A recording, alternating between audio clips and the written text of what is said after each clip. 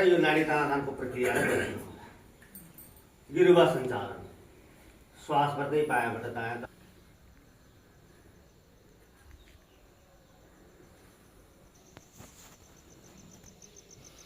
बिच माथि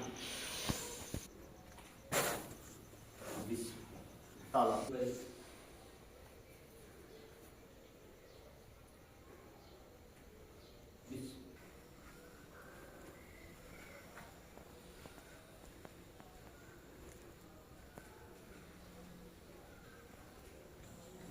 यत्रो हाम्रो यहाँ के भने समय एकदम कम छ। आज नाडी शुद्ध प्रक्रियालाई दुवै नासिकाबाट एकसाथ श्वासलाई बाहिर फाल्ने काम गर्दछौँ।